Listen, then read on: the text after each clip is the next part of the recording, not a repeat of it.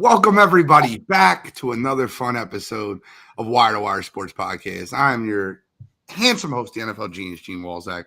In the upper left corner, we got Kent State's own, Cleveland's own, College Cutro. Gentlemen, this is a wonderful time of the year. I mean, it is a wonderful time. I'm kind of a little bit nervous about this night because I don't want to. Listen, I don't know if Shally has audio yet, but like the best Shally you can get. Oh, damn it! I was gonna say the best Shally you can get is the one that we can't hear. Uncle Shally, Scholastic Shally, no hit Shally, Scholastic Bill Shallcross. What's going on, gentlemen? It is almost draft day. Very excited, and had a good night last night with the squad. I mean, it is draft day. This is the real draft. We're gonna tell you guys what picks these teams should be taking. And shots will always be fired, Alex. We're not sensitive over here. Sensitive thugs, they all need hugs. We don't need hugs. We're ready to rock and roll. We have a huge show. We got NBA playoffs. We got our NFL draft. We're going to do a whole first-round mock. And then we're going to do a sports characters bracket. We got the Elite Eight.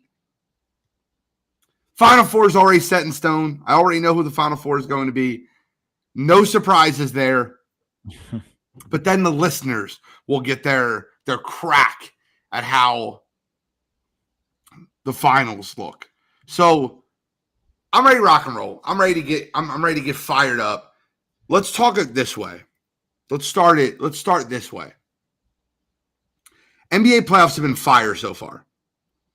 No? Anybody disagree? Agree? I think the NBA playoffs have been great. Back and forth. You say yes? Yep. For sure. I love that the NBA officials are allowing them to play defense and less fouls are called. I do have a lot of gripes to get into and a lot of teams to make fun of, right? We can make fun of the 76ers first. I'll make fun of them first. Down 2-0, could be up to 2-0, can't close out games, can't offensive rebound, can't inbound the basketball. For Sixers fans out there, I want to make it very clear. I am not sitting on this show tonight saying we lost the game because of the officials. Was there a bad call? Yes. Did Jalen Brunson have a full hand of Maxey jersey? Yes. Was he fouled multiple times? Yes. Should Nick Nurse have been granted the timeout? Yes. With all that being said, you had a 5-point lead and a guy at the line to make it 6. Missed a free throw, allowed a three-pointer, didn't get the inbounds pass, allowed a three-pointer, didn't get the offensive rebound, allowed another three-pointer. Couldn't close out on the other end. And I'm not letting them off the hook. 6 seconds left. Their offense of going down the court was Maxey. Oh, I don't know what to do. Here, Joel, you shoot it. Didn't get a shot off to end the game. There's a million things wrong with the 76ers. We're not going to harp on a bad officiating call. Not going to happen. Now, we'll get into another team a little bit later. Los Angeles Lakers blow a 20-point lead. They blow a 20-point lead. LeBron James is wide open at the top of the key. No one guarding him. In a tie ball game, he misses a three. Jamal Murray hits a contested fall away over Anthony Davis to win the game. And the first thing out of this guy's mouth is officiating. Don't worry about the 20-point lead you blew. Don't worry about the wide open YMCA three-pointer that you missed. Don't worry about the fact that Jamal Murray had the clutchness of hitting the shot over Anthony Davis. Talk about a call that happened with 45 seconds left on the clock. Was it a foul? Sure. It was a foul. Missed call. It happens. Happens in basketball. So I want to start with Sixers Lakers, both being down 0-2. And after the game, I'll call them the Crybabies. There should be a new album. LeBron and Joel. They're like a duo of crybabies sitting in the press conference crying about it. That's not, let me yell about the officials. Let me talk about the officials. You need to be like, we could have did more. We left plays on the basketball court. We could have hit more shots. We could have rebounded the basketball. That was my interlude. That was like my bring us in. Let's start with Sixers Lakers. Cottrell, let me know your thoughts on the Sixers and the Lakers both being down 0-2, and what percentage chance you give either one of these teams coming back in the series. It's funny because I actually view these teams in the exact same boat. Like, I think they're in the exact same situation. They both had games in front of them that they had the opportunity to steal home court in game 2. And yes, did they have some unfavorable officiating go their way towards the end of the game? Yes, 100%. I text you guys right after pretty much after both games. And the first thing I said with the Sixers was, it was egregious, how egregious it was for them to miss the call on Maxey. Like, he got mugged from Brunson there. And it sucks for the Sixers to be in that spot. But at the end of the day, Gene, you're 100% right. They had every opportunity to still win that ball game, and just a lot of bad execution down the stretch. And then for the Lakers, the exact same thing, but in my mind, worse. They had a 20-point lead, like you mentioned, in that second half. And yes, did D'Angelo Russell get hit in the face? 110%. Like, should have been called a foul? Sure. Like, absolutely. LeBron, getting hit on the arm. Could it have been an and one? It could have. I mean, I guess I can understand why he's upset about it. But at the end of the day, if you don't blow a 20-point lead, that we're not talking about this. Like, in reality, in the bigger picture, I get the gripes of both teams. You have replay center, you have challenges, things like that. And down the stretch, they aren't getting the calls right. Now, in the Sixers game, nothing went to replay because there was no foul called on the floor. But with that said, though, if the purpose of replay and the purpose of challenges is to get things right when they matter the most, then you should be able to go back, look at that, and figure that out. But the reality of the situation is you can't do that right now. And you can't go to the media. D'Angelo Russell said it. He was like, hey, just stay with us. We're still going to win this series. Like, he took to his Discord or Twitter or whatever, said, hey, stick with us. We're going to win this series. And Joel Embiid basically said the same thing in his press conference. Hey, we're in a tough spot right now. We're still going to win the series. But we're basically battling the officials and the opposing team. So I think both teams are in the exact same boat. I don't know how much we're going to get into, the likelihood of them winning the series, or if we're going to go game by game breakdown or whatever. But I think both teams lose in 5. I think mentally they're both checked out at this point. And I think this is just one of those mental obstacles that neither team's going to be able to overcome. I think both probably win game 3. Game 4, they lose. And then game 5, both of the opposing teams get to go back home and take care of business on their home court. With the Sixers, I give them a higher percent chance to ultimately come back to win the series. I'd give them like a 20% chance. With the Lakers, I'm going to go lower. I'll give them like a 10% chance. I told you guys before, I hated the way their offense looked. And with this going on as well, they're getting no production out of their bench.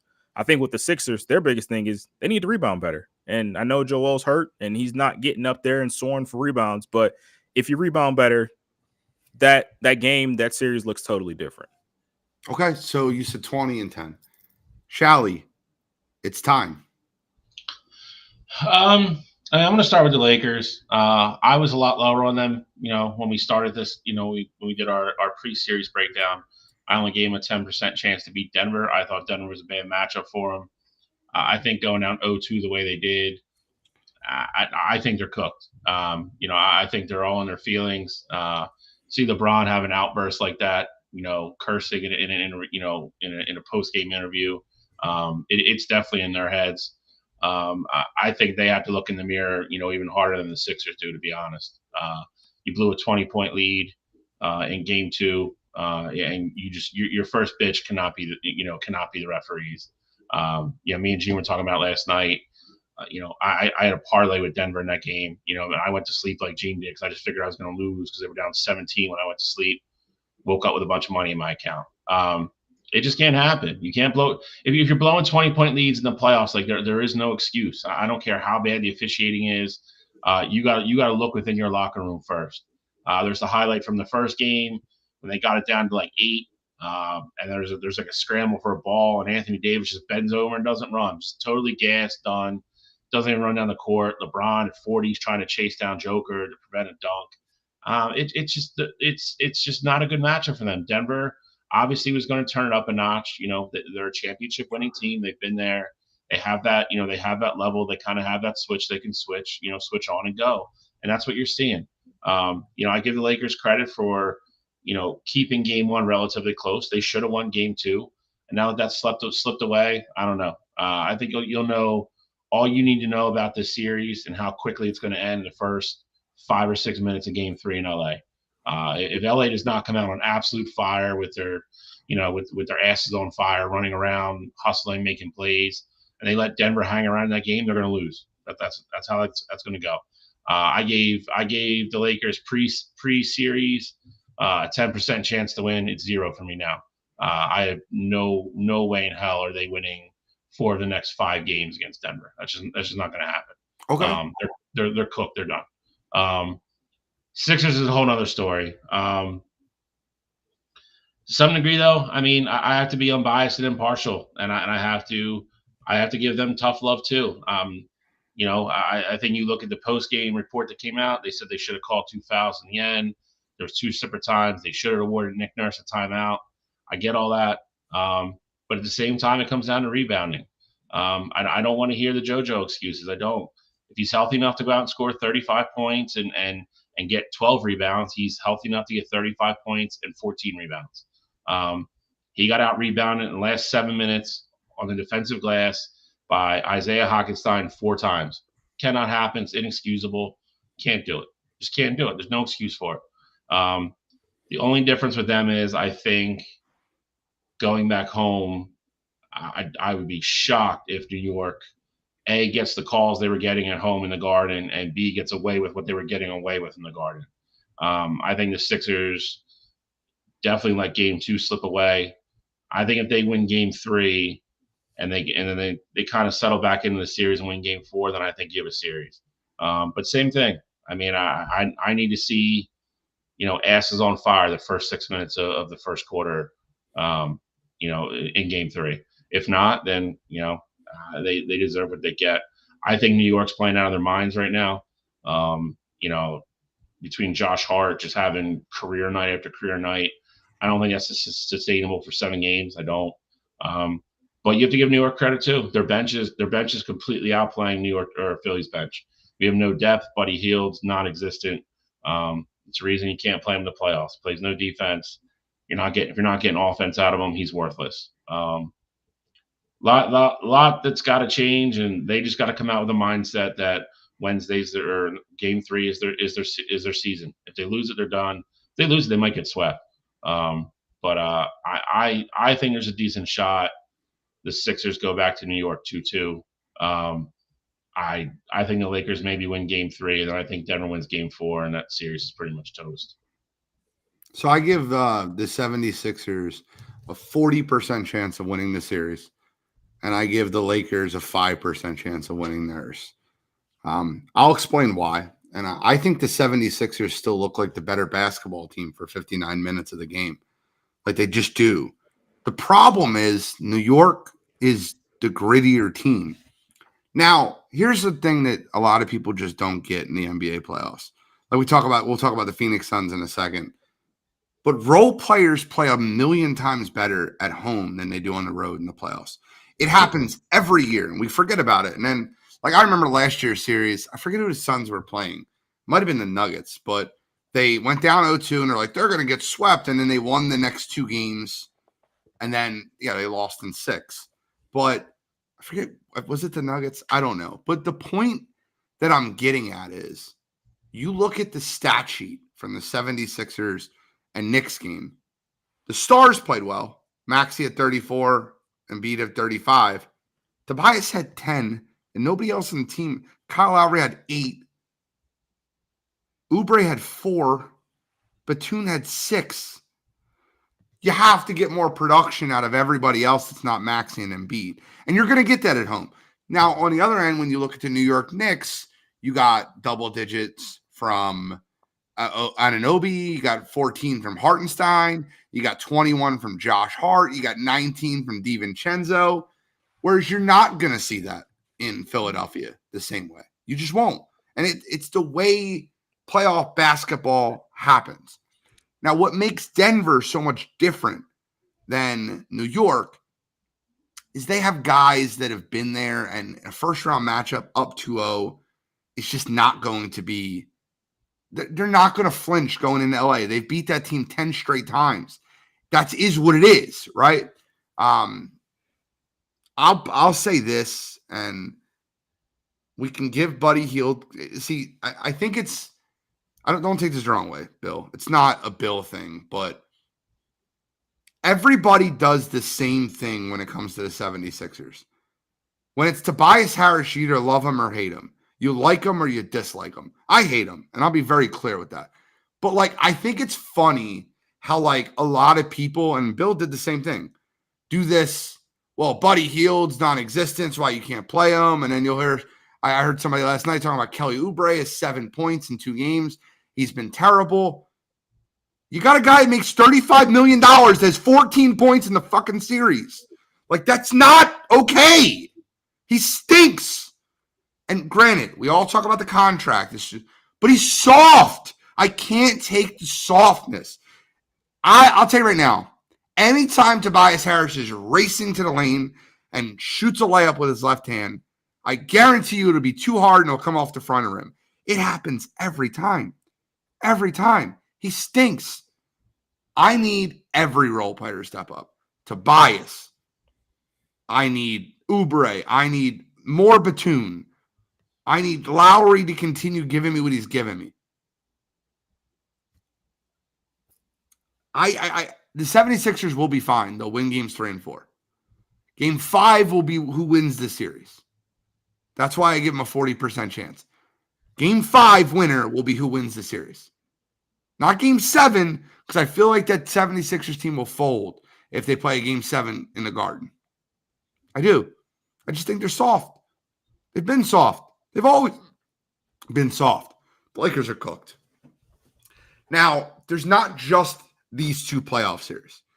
Real quick, though, Gene, before we go to the other, I think the one thing that is kind of, I don't even want to say getting lost in the shuffle, but Nick Nurse's game plan has been to let the Knicks role players essentially beat them. You see so often that they double off of Josh Hart, and that's really what's allowed Josh Hart to get that rhythm and ultimately, put up 20 and things like that in these certain games. So I think you will probably see, I think that translates over to Philadelphia just because he's getting open looks. It's not like he's creating these crazy shots and things like that. I think Philly has a good game plan because, you got to play it by the numbers. I'd rather Josh Hart beat me than Jalen Brunson. And I think Philly's actually done a good job of blanketing Jalen Brunson, especially doubling him on the pick and roll and just throwing different pests at him. You had Kyle Lowry on him and he used up all 6 fouls. You can throw Maxey on him to change pace and things like that. So I like the way that Philly's attacking this Knicks team. My only, pushback would be that I think that the way Philly is playing to beat this Knicks team, that's really what's allowing these role players to have the nights they are. Not Hartenstein. Hartenstein's getting his off of effort, but DiVincenzo and Josh Hart, doubling off of those guys, make it easier. Josh Hart's off of effort too. I just give multiple choice question. Who do you think has the most rebounds in the series so far? Embiid, Hartenstein, Josh Hart, or Jalen Brunson? I'd imagine it's Embiid.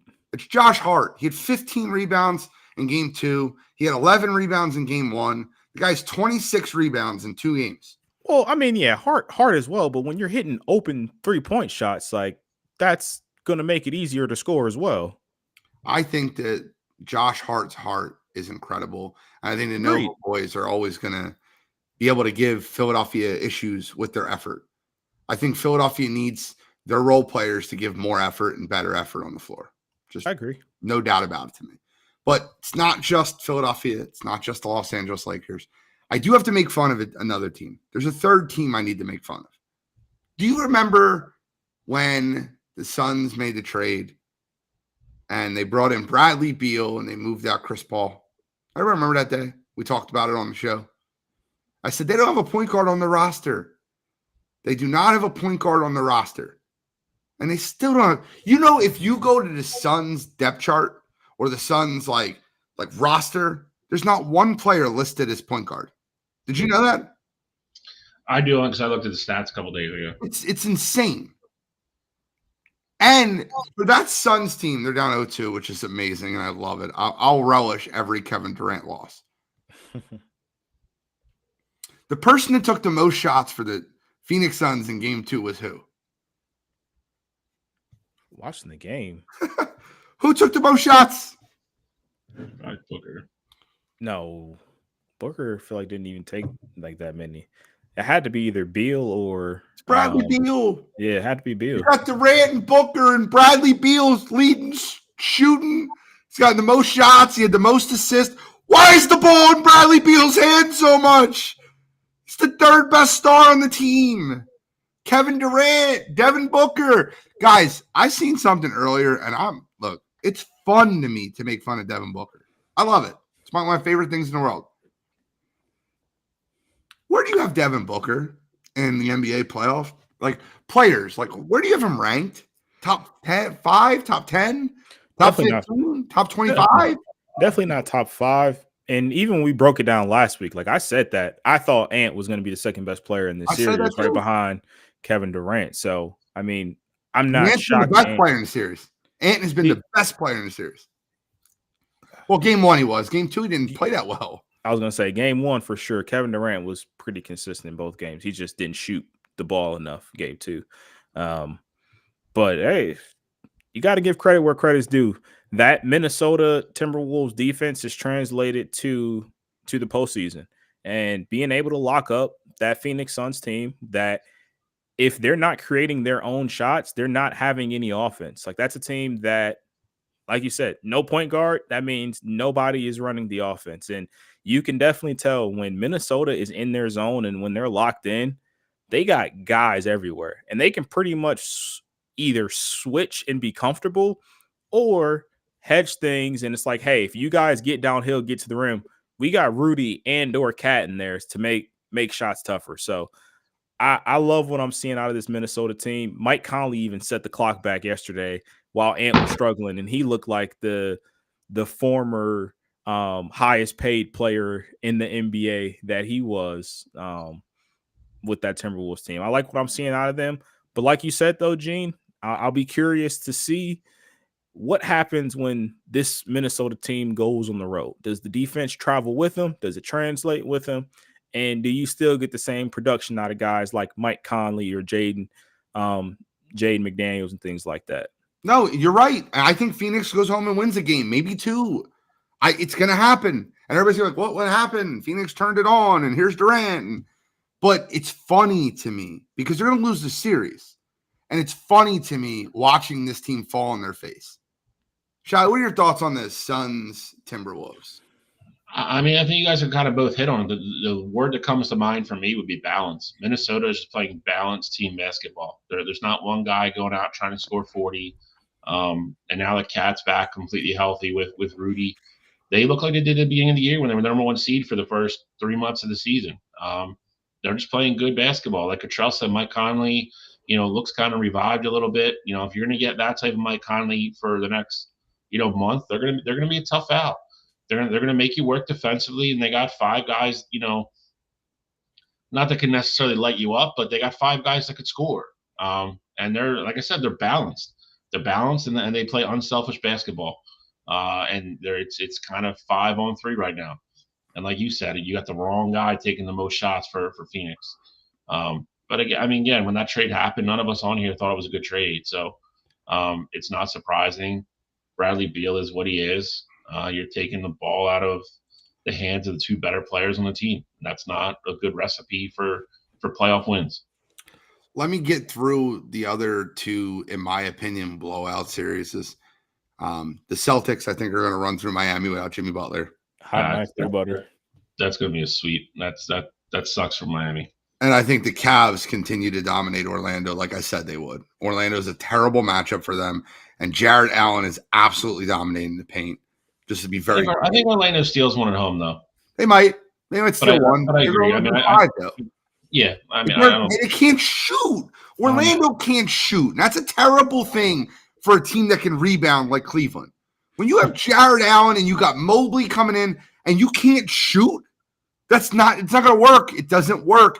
They're oil and vinegar with Cleveland. It's not Cleveland's playing good basketball, but don't fall into the fool's gold. It's fool's gold, right? They're playing a team that can't shoot. And they're very good at rebounding the basketball. It's a bad matchup. I said that before the series started. Those two series are blowouts, in my opinion. Now, there's 3 series that I think that are, I guess, I don't want to, I'll get into this Thunder thing in a minute. The Thunder are not ready to be a 1 seed. And it was very evident in their first game. So we'll give them a little bit as they can be in a little bit upset alert. I think tonight really matters versus the Pelicans. I don't think the Pelicans win the series, especially without Zion. But you watch game 1, and I'm telling you right now, Brandon Ingram, CJ McCollum, and that group over there are going to be able to compete. Terrible basketball IQ by Brandon Ingram down the stretch. But I think that New Orleans can keep that series close.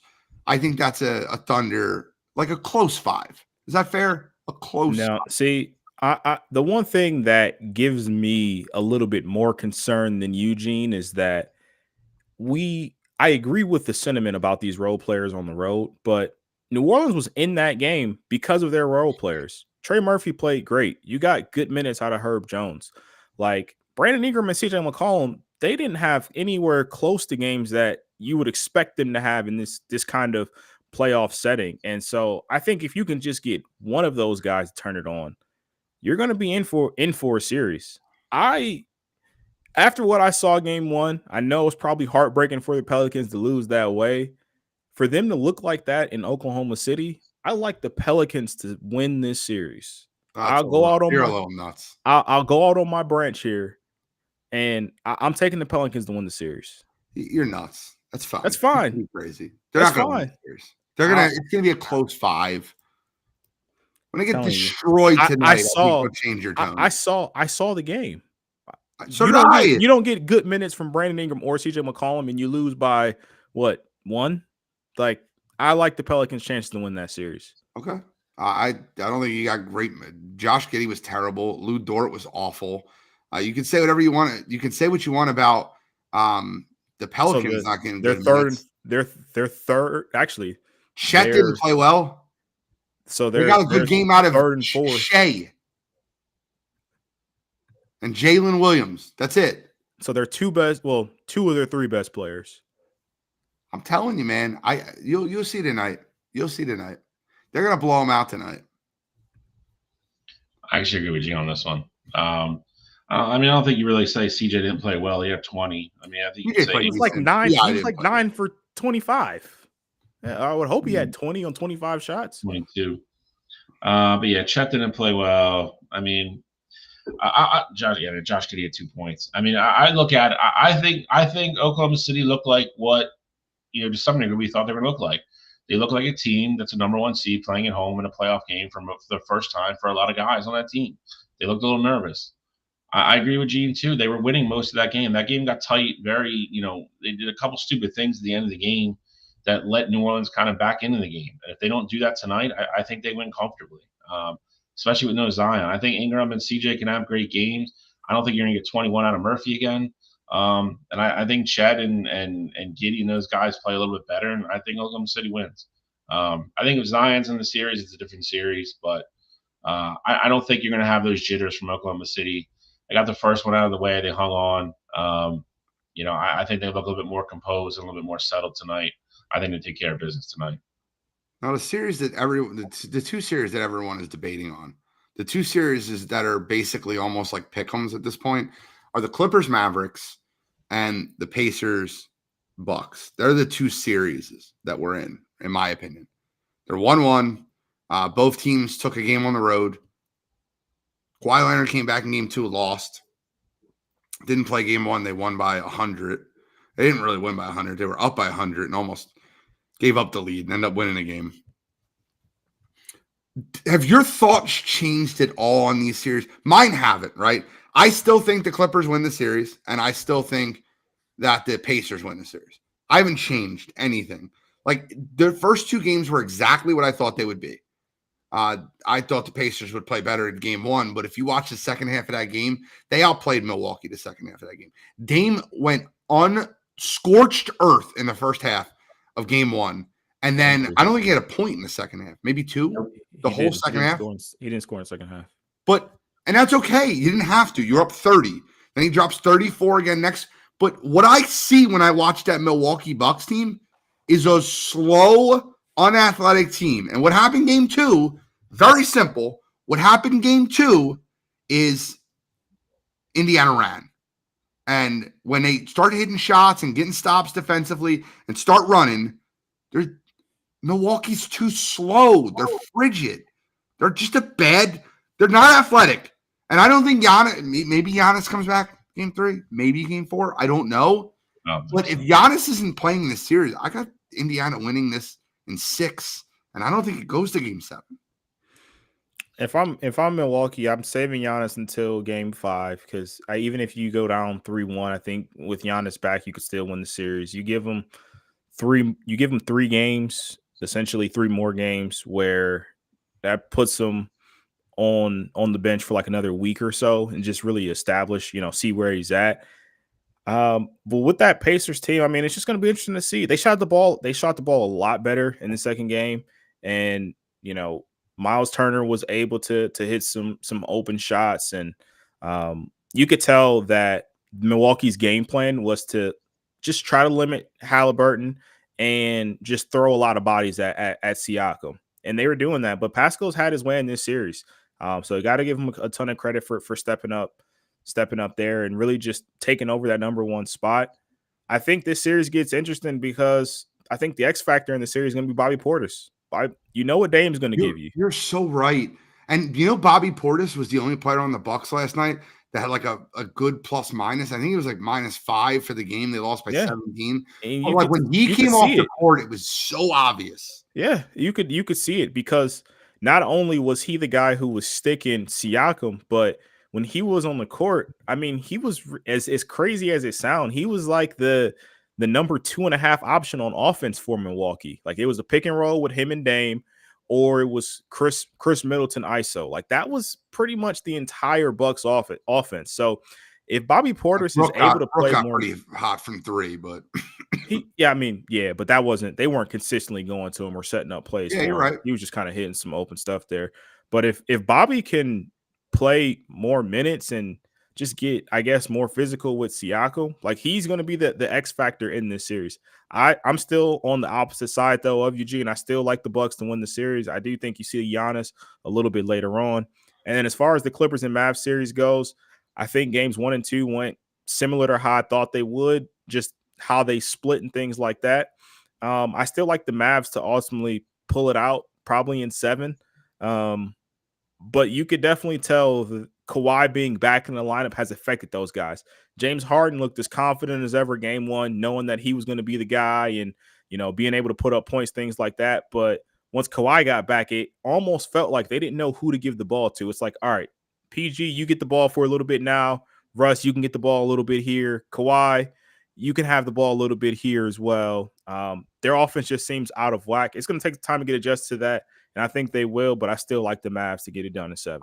I do want to say one thing about the Bucks series, and I never thought in a million years, well, not a million years, 3 years ago, if you told me that when the Bucks subbed out Bobby Portis for Jay Crowder, they got so much worse.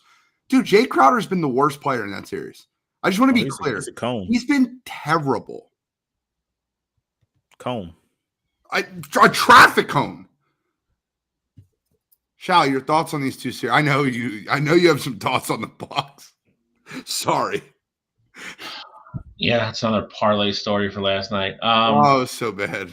Um, I felt that Indiana was going to have a bounce back game, so I didn't pick Milwaukee to win. I literally took them at plus 15.5, and didn't cover. Didn't cover. Won every other leg too. Would have been like an $800 win, but uh, regardless of that, I think Game Two is more of a indicative reflection of how the rest of that series is going to go. Um, you know, the unknown of when Giannis is going to come back is kind of the big cloud hanging over the series. I don't know if I agree with Cotrella. You can wait till Game Five. If they're down 3-1, that is no margin for error, and to expect him to come back and take that load, and for them to reel off 3 straight for an Indiana team that for the most part has been pretty good and pretty solid all year. I think that's asking a lot. I think if they go and lose Game 3 and he's healthy, I think he has to play Game 4. I don't think you can go back to Milwaukee 3-1 and, like I said, expect to reel off 3 straight games. But that one's kind of like Gene kind of nailed that one on the head. I think Indiana played very tentative Game 1, didn't make a lot of shots early, and and Dame just came out like a bat out of hell, and that was kind of it. Game 2, they stayed in the game early and then just started doing what they wanted to do. And without Giannis, you can't expect Dame to score 50 every night. It's just not realistic, and that's pretty much what Milwaukee is relying on. Because, like you guys both already said, the role players are non-existent for them right now. In regards to the other series, I still like the Clippers. I don't buy into the continuity thing too much with Kawhi. They're used to playing with him all year long when he's been healthy. I think they're the better team. He's been gone for a month. Obviously, Luka is going to do Luka things. I think, he'll still have his games where he goes off. I just think the Clippers will play good enough defense, steal a game or two, maybe where they shouldn't. But I think the Clippers come out of I would say that probably goes 7. That probably ends up being the most entertaining series just because of the star power and because of Luka. But I agree. Home court advantage, defense. I like the Clippers to prevail there in a tight one. I agree. Guys, kind of want to wrap up because we want to get into our NFL draft action. If you're listening, we are doing a full first round mock tonight. So if you got your picks for the first round, you want to hear how we think your team's going to draft, we're going to get into that. But the way I'll wrap up the NBA basketball playoff conversation is very simple. I think that you're seeing much better defense, and it proves to me that in the NBA, they can play defense. They just choose not to during the regular season. This is much better basketball, guys. This is what I fell in love with for years.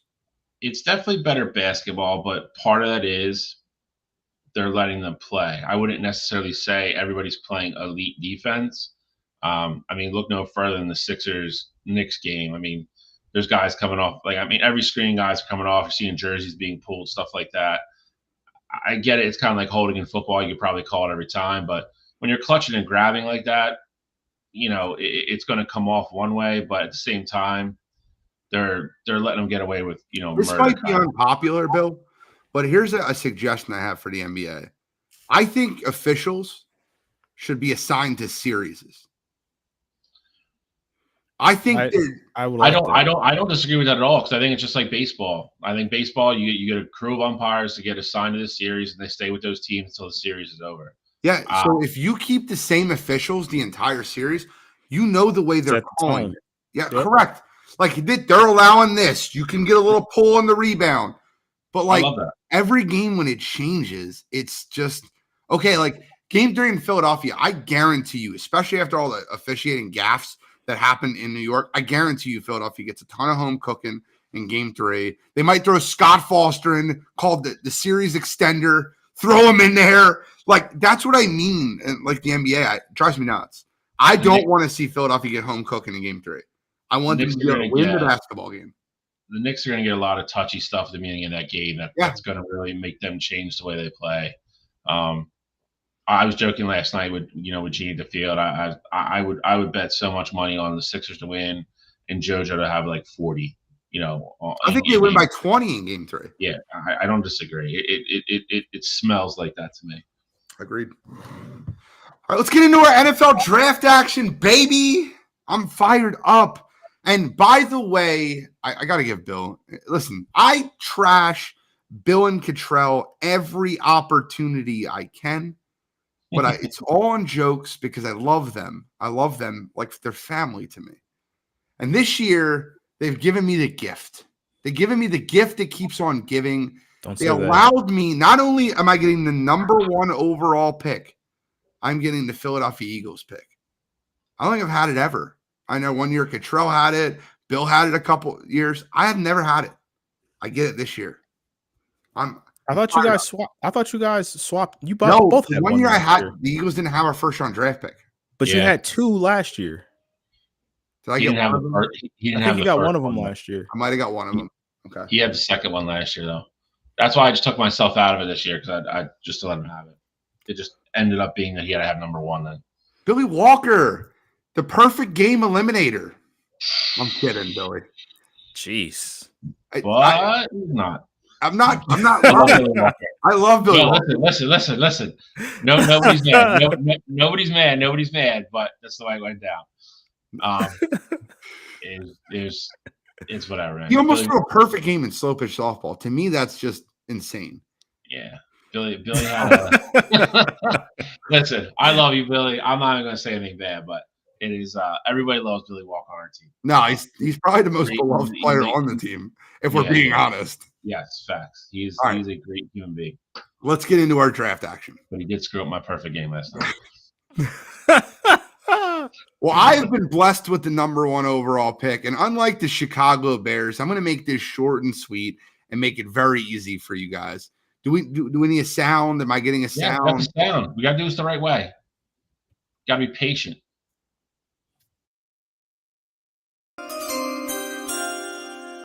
Chicago Bears are selecting Caleb Williams. You don't need to have anybody else on that screen. That's who they're taking. That's who they should take. You're welcome.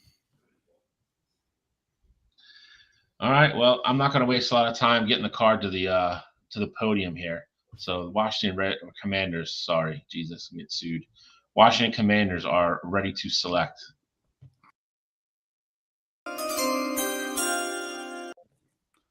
Washington Commanders are going to take Jaden Daniels, quarterback from LSU, to finally, hopefully put some stability at that position for that franchise.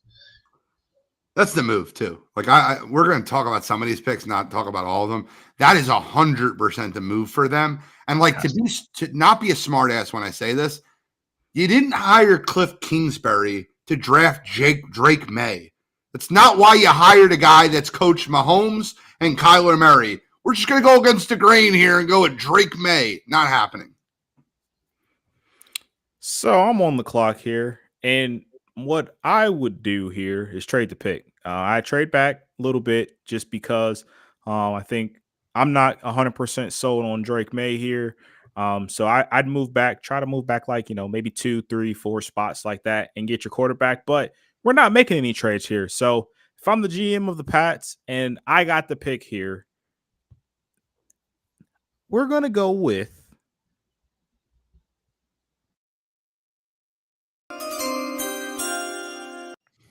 Michael Penix, quarterback out of Washington. I got him as my 3rd highest rated quarterback in the draft. This happens every year. Kachuk doesn't take somebody that's not even going to get drafted in the first round. He does it every year. I'm sticking to my. If I am the GM, I'm picking my 3rd best quarterback in the class. I'm not taking Drake May here because I think he's a bust. I didn't have him in my top 5. Why would I take him at pick 3? I get it. Drake May is going to be the pick, and I'll tell you why he's not a terrible pick for them. Now, you know why Mac Jones didn't succeed in New England? And you guys forget I told you why he wouldn't succeed when he got drafted there. Everyone forgets I said this. Not everyone. Do you remember why I said he wouldn't succeed? I don't know, but I had him as the 5th best quarterback in that class. You said it. Charlie said it. He doesn't have a strong enough arm to throw the ball in cold weather. That's the problem. Drake May does. So depending on the offensive coordinator and depending on the situation, if you're a Patriots fan, Drake May, if Jaden Daniels and Caleb Williams are gone, you're taking a quarterback. Drake May's the guy they should take. It gets cold in Washington or Indiana. Not New England cold. Okay, so with the 4th pick, the Arizona Cardinals just let their number 1 draft pick, number 1 wide receiver go. You got a guy that's a surefire, no doubt about it, wide receiver 1. And even if you don't stay with Kyler, this is a guy that can grow with another young quarterback next year. With the 4th pick, the Arizona Cardinals select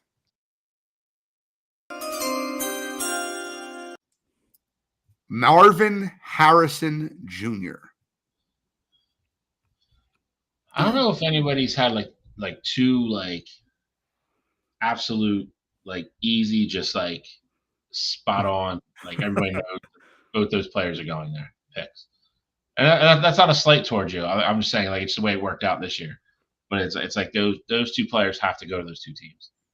I'm good with it. I'm all right with the easy stuff. You guys are the collegiate scholars, right? Like I definitely know all the players in the first round. I've definitely done my research. But you guys know these guys' mothers, their fathers, the high school they went to. I don't know all that jazz. I don't know, man. Kachal just set New England back 10 years, so I don't know. We'll see. They set themselves back by drafting Mac Jones in the first round. So who? Mac Jones. Sorry. You're not supposed to, pile on mistakes and make them over and over. Taking Drake May would do that. So definition of insanity. Well, you got the Chargers, shall we? I do get the Chargers. You have three options. Just 3 guys. Any one of the 3, I'll be okay with. Yep, I'm ready to kick off the Jim Harbaugh era in the Chargers. I'm ready to go.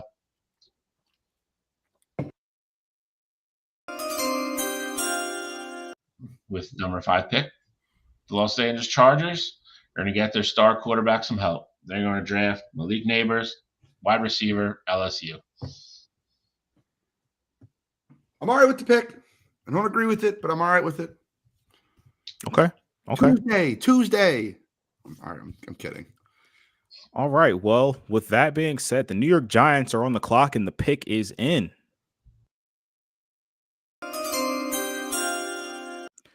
The 6th pick, New York Giants are going to get their quarterback a weapon, their quarterback of the future, because it won't be Daniel Jones for long. I got Rome Odunze, receiver out of Washington. So here's the funny thing, right? And I don't mean to be this guy. Here's the funny thing. Did you hear Malik Neighbors' interview about the Giants and what he said about the quarterback? No. It might have been one of the greatest things I ever heard in my life. He's like, you don't draft a playmaker like me with the quarterback situation they have. I was blown away. Like, I was just like, oh, wow. All right, so I guess that's him praying to God that they hear it and they don't draft him because he doesn't want to go there. By the way, guys, I have a 3rd easy pick, guys.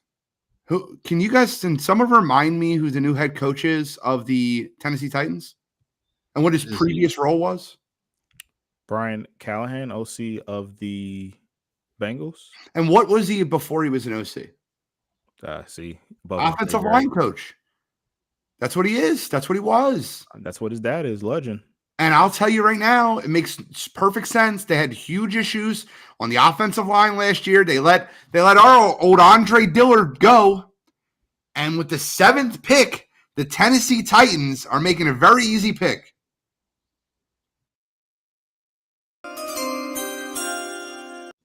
Everybody hit it on your computer at one time. Control, Alt, Delete.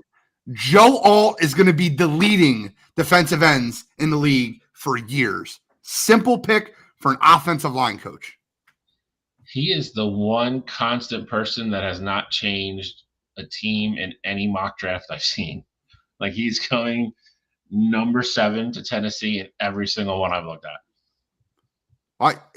I think he can go 5 to the Chargers. He could. I think there's a chance he goes there, but I just don't know if they go into the season with a number 3 wide receiver and potentially drafting a rookie running back to start.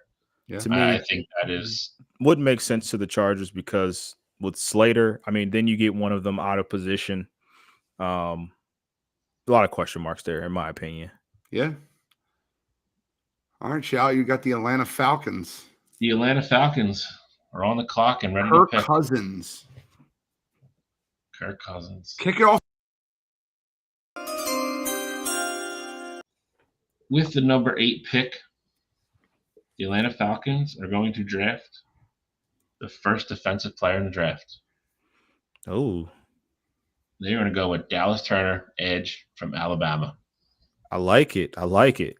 It's a Raheem Morris pick. That's what that is right there. That is a Raheem Morris pick. All right, gentlemen. Well, we're here. I'm sure the Chicago Bears are looking to add on to this Caleb Williams draft. So with that said, pick is in.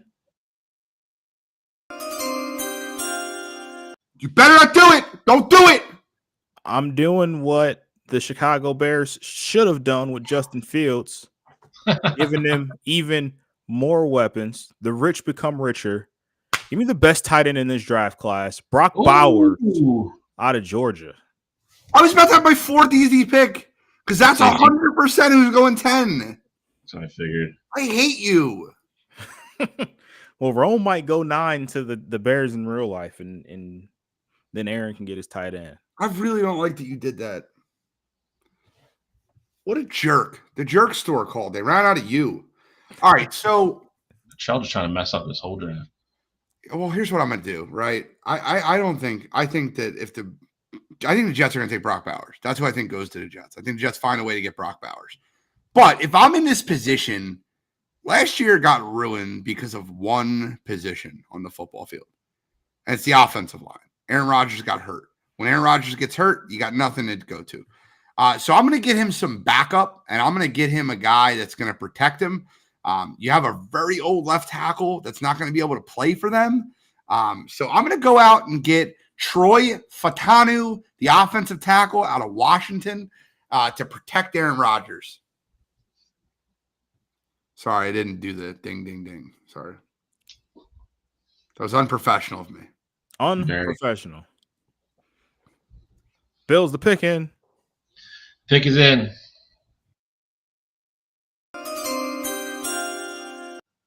With the 11th pick, Minnesota Vikings will pick their quarterback of the future, J.J. McCarthy from the University of Michigan.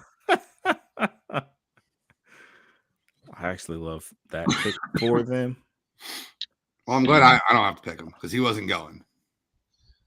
I know. Oh. See what you all right, well, pick is in. You guys are still going to make me take him, and try to avoid this. Was hoping he'd be off the board here. Denver Broncos, they have me, Gene, Bill, Zach Wilson, and somebody else at quarterback on their depth chart at this point. They're going to take Drake May, sitting here this long, falls right into their lap.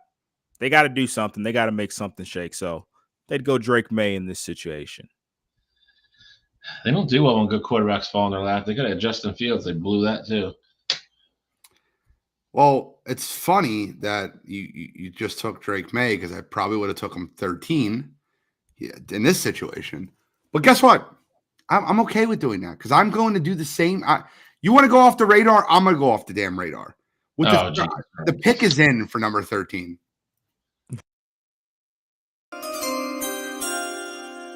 He's not Bo Callahan. He's Bo Nix. You're getting a quarterback in the Las Vegas Raiders, and it's going to be Bo Nix. He's going there, and he's going to provide them some stability at the quarterback position.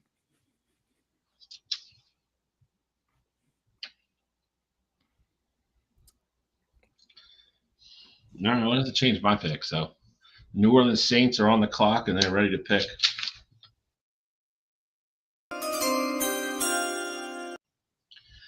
And they're going to go offensive line, offensive tackle. They're going to go Alawahu. What's his last name?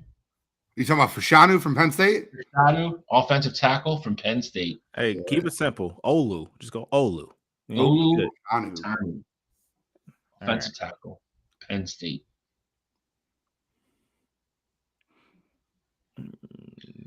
Sweet. So we went 13 picks and picked 5 quarterbacks. I didn't pick Michael Penix third. I didn't either. I didn't pick Bo Nix 13. I didn't do that either. All right. Well, got the Indianapolis Colts, and the pick is in.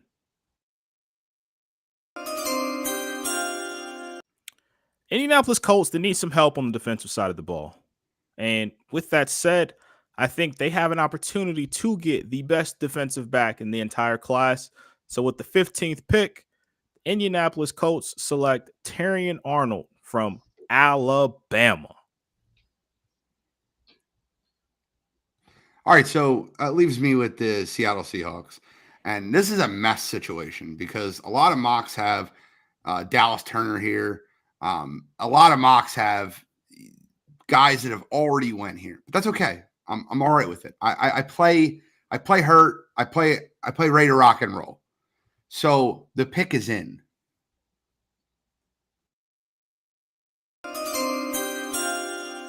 I'm going to get a little help on the defensive line, and I'm taking Jerzon Newton out of Illinois. Defensive tackle, play next to Quentin.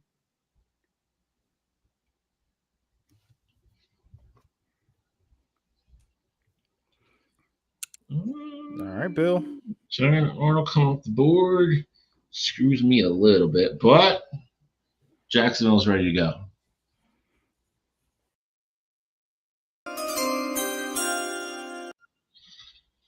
Jacksonville Jaguars are going to go get some help on defense as well, especially on the outside. And they're going to go with, you can actually see him on the screen already, Quinyon Mitchell, cornerback, Toledo.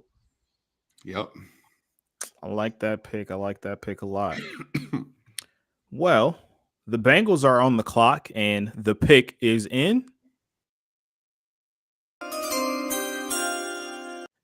And with the recent news of T. Higgins and Trey Hendrickson requesting trades, I think they go out and they address one of those needs, and that's going to be on the edge. I'm going to select Laiatu Latu here to replace Trey Hendrickson, who I think gets moved before the end of tomorrow night. Okay, well, you just made my pick super easy for me, and that's fine. The pick's in for the Los Angeles Rams, and this is an easy one.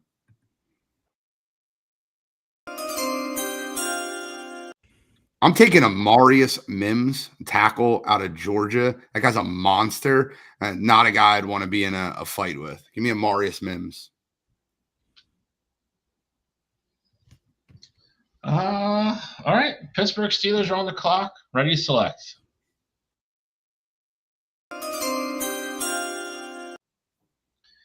The Steelers are going to make it 2 offensive tackles in a row. And they're going to go J.C. Latham, offensive tackle, Alabama. Like that.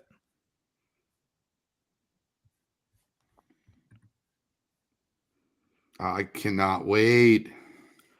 All right. Your next pick, isn't it?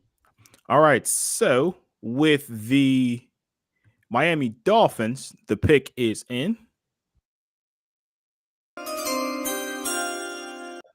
And if this falls their way, I think it makes a ton of sense. So they lost Christian in the free agency this past offseason. They could bring in a guy to basically plug and play. So with the 21st pick, Miami Dolphins select Byron Murphy out of Texas. Thank you for making another pick from Philadelphia Eagles very easy. Ladies and gentlemen, I make no bones about this. The Philadelphia Eagles have a massive hole at CB2. Massive hole. A guy they're overpaying that is just got beaten like he stole something. I want the Eagles to replace James Bradbury more than anybody. I'm giving it away. It's super easy. Philadelphia. See, you didn't trust me. I was going to say we're on the clock and we're ready to select. Cooper Jean, cornerback out of Iowa, and I think he transitions into safety by year 3 or 4. I love him. He fits Philadelphia perfectly.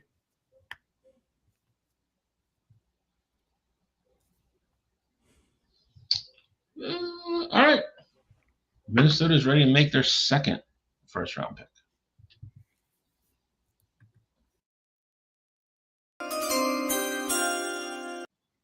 the 23rd overall pick, Minnesota Vikings are going to shore up their offensive line a little bit. They're going to go with Graham Barton, offensive tackle out of Duke. Mm.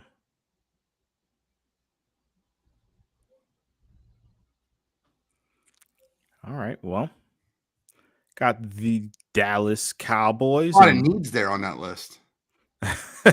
There sure are. But the pick is in.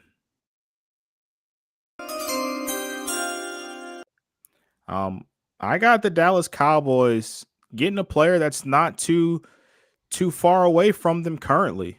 I got them going the receiver, going to get big play receiver Adonai Mitchell from Texas. Guys, you guys got to stop making this so easy for me. Like, I feel like just picks are falling in my lap. I'm getting a Howie Roseman award outside Bo Nix. I get it. But the Green Bay Packers are ready to select.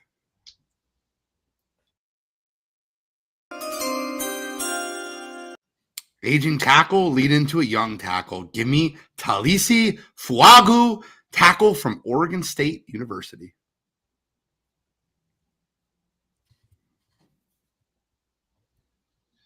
All right. Buccaneers are on the clock and ready. The 26th pick, the Tampa Bay Buccaneers are going to select Chop Robinson, edge out of Penn State. Chop!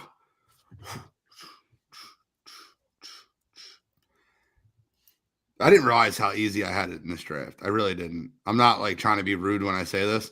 Like, I get Buffalo next. I could basically pick the entire board and be happy. You need everybody. All right. Well, I got the Arizona Cardinals, and the pick is in.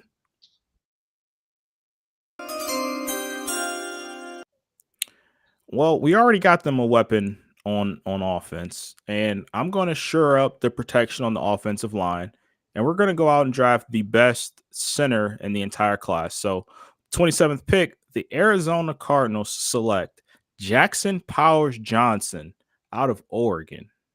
It's a good pick. Yeah, it is. I'm going off the beaten trail, I guess. I don't know. The Buffalo Bills just let their entire receiving corps go. It's very obvious where they're going here. It's just what pick do they go with? I'm making it very simple. I think it's easy. I think Buffalo has one pick that's just going to land right in their lap here, and we're ready.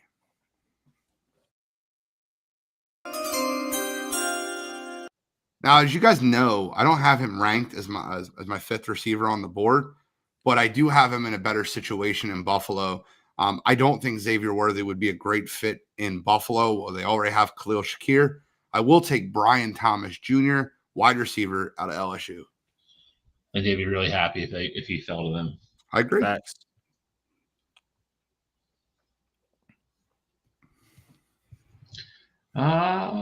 Detroit, the Lions. Look to shore up their defense a little bit. We're ready to pick.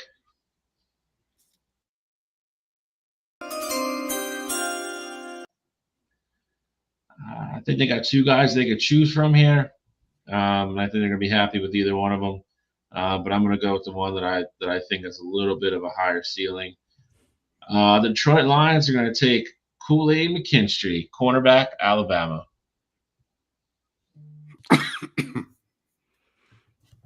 All right. Well, we've seen a trend with the Baltimore Ravens here, and we got the pick, and the pick is in.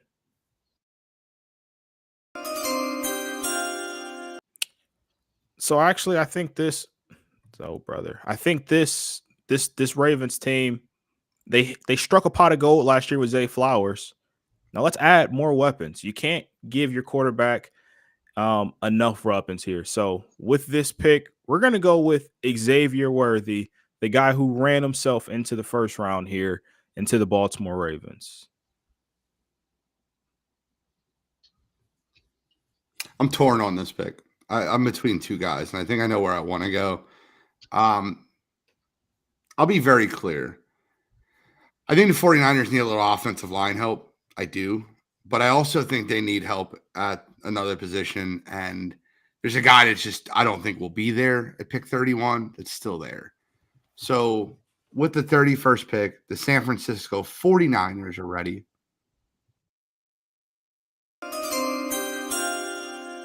They're going to take Nate Wiggins, cornerback out of Clemson, to man up their cornerback one. Then you're getting great value with him there. I mean, it's kind of becomes like best available for a team that doesn't really have a ton of weaknesses. So I don't think that's a terrible pick at all. Their line is where I think their biggest weakness is. And I think on tomorrow night on draft night, I think you'll see them take Tyler Guyton from Oklahoma. Like, I think that'll be their pick. But I don't think that Nate Wiggins is there. But if Wiggins is there, I think that's a great – like, you look at the 49ers secondary, and it's Javarius Ward and a bag of Doritos. Like, you have nobody else. Like, Lenore is a nickel back. He's nothing more than that. And they don't have a cornerback, too. They got an undrafted guy, Isaac Yadam. But I'm not – they need a corner. All right, I will finish up the first round here with the Kansas City Chiefs, and we've handed our card in. I was really praying Xavier Worthy was going to be here because I think he's perfect for that system, especially with the situation they have going on with Rice. I don't know if he's even going to be on the team next year. So I think Cottrell screwed me a little bit, but I'm going to go with the guy that I think has a lot of upside, and you pair him with Patrick Mahomes, I still think you're going to be all right. So, Kansas City Chiefs are going to select Xavier Legette from the University of South Carolina, wide receiver.